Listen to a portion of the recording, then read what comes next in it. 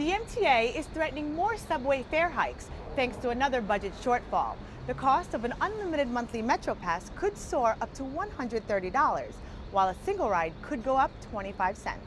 I'm your host, Gigi Amora. 25-year-old Yonkers resident Elliot Paulino was at a party here inside this Irish-American sports bar in Midtown Manhattan early Saturday morning. He got into an argument with another man who retaliated by stabbing him to death. Travel-related accidents are the leading cause of death during winter storms. Sylvester Stallone is proving he's definitely not expendable yet in Hollywood. He directed and is starring in his new film, The Expendables, which topped the domestic box office charts over the weekend. Welcome to Destination TV, where we showcase the best places to shop all over the world. A new report from a leading pest control company says New York has scratched its way to the top of the nation's 15 most bedbug-infested cities. These creepy crawlers have invaded practically every area of the city, which has residents checking their sheets for evidence.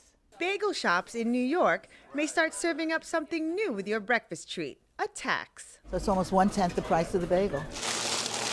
The state government has just started enforcing one of the more obscure distinctions within New York sales tax law, an 8-cent tax on bagels that are consumed inside a store or sliced and sold. If they're in a bag of dozen and they're not been sliced and they're consumed off premise, then those would not be taxed. Kenneth Green owns 33 Brugger's Bagels in upstate New York.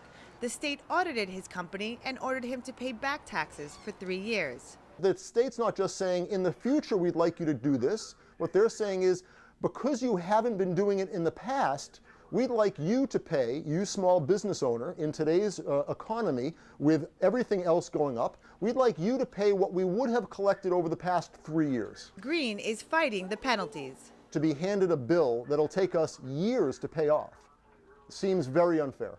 And bagel lovers across the state agree.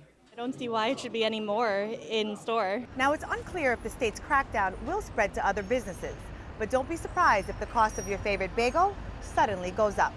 In Manhattan, Gerlynn reporting.